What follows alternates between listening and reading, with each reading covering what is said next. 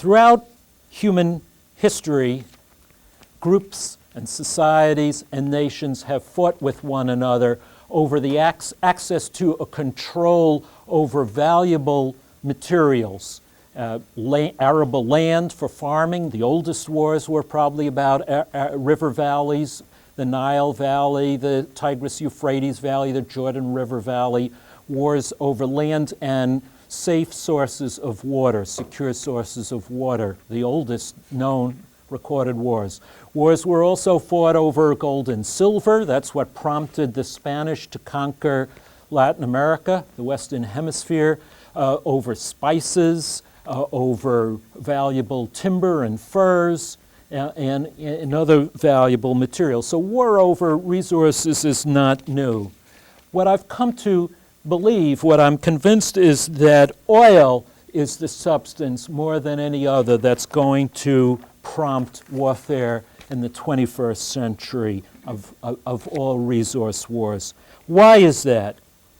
First, because of what I've argued, the essentiality of oil for economy and military power. Because countries, major industrial powers like the United States, Russia and China, Britain and Japan, depend so much on oil for their military and economic vigor and prowess, they have been willing to fight historically to maintain access, to ensure their control, or to gain access to major sources of supply. A classic case is Japan in World War II. Up until 1940 or 1941, Japan got most of its oil from the United States. And then in 1941, the United States imposed an oil embargo on Japan, and the Japanese concluding that without oil, their whole imperial project in Asia would collapse, they determined to seize the oil fields of what was then the Dutch East Indies, now Indonesia. And anticipating that the United States might try to prevent them from doing that, they attacked Pearl Harbor on December 7th. And Pearl Harbor was really a flanking move to protect Japan's access to oil after we cut them off. So war over oil is not a new phenomenon, but I think we're going to see more of it. Let me give you another example of war to protect access to oil.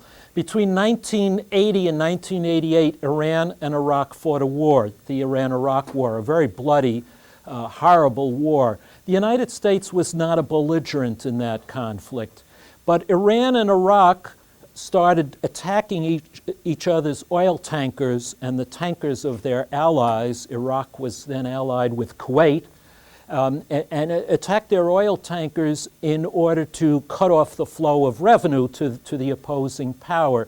And this was seen in Washington as a threat to America's access to oil. So President Reagan declared that these attacks were a threat to American security and authorized the reflagging of Kuwaiti tankers, putting American flags on those tankers, then sending the U.S. Navy to escort the ships in and out of the Persian Gulf. And this was seen by people in the area as tilting towards Iraq, because it was Iran that had the most to lose in this maneuver. And indeed, the U.S. became a de facto ally of Saddam Hussein in the process, hence provoking the long-term hostility of the Iranians and leading, I would argue, Saddam Hussein to believe that he could get away with anything.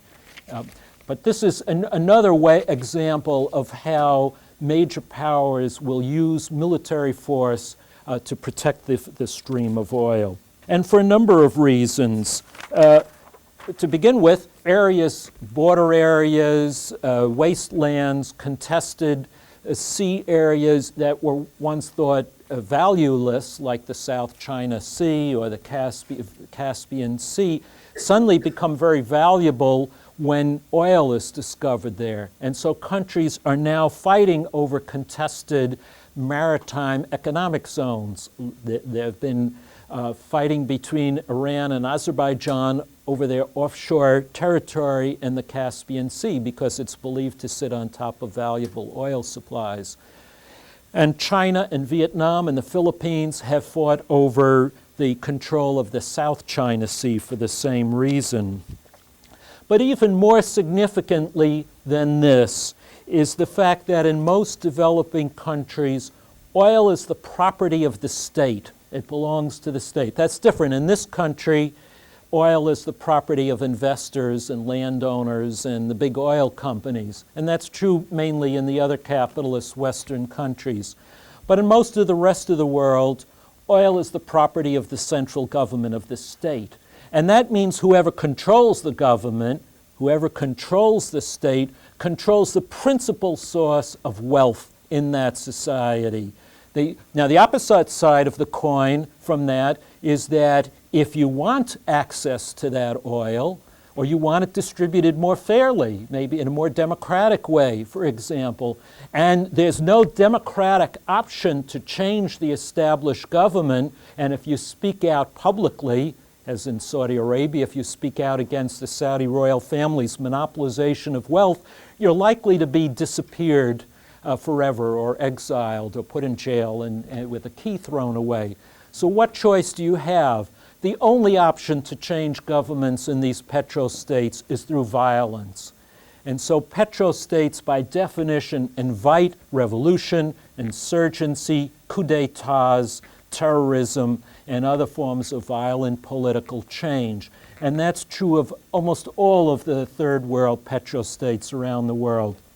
Whether it's Colombia, where there's a revolution underway, Nigeria, Indonesia, and in the case of Saudi Arabia, it's Osama bin Laden and al-Qaeda that's behind that kind of violence.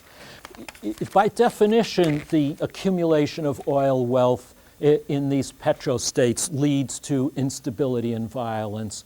And a final reason why oil invites violence and conflict is because the giant oil companies are seen by many people in the developing world, especially in countries that were once colonized by the Western powers, as an instrument or an expression or a symbol of imperial domination. And they have good reason to believe that, because in the Middle East, for example, in Iran, in Iraq, it was British Petroleum, then known as the Anglo-Iranian, Anglo-Persian Oil Company, that was responsible for the entry of British imperial power into the region. Today, they often associate that imperial legacy with the United States and with American oil companies. And so, not surprisingly, people who adhere to this view, and there are many of them around the world, in the developing world, view oil installations, especially American oil installations, as a legitimate target of attack in their violent response to what they see as a new form of imperialism.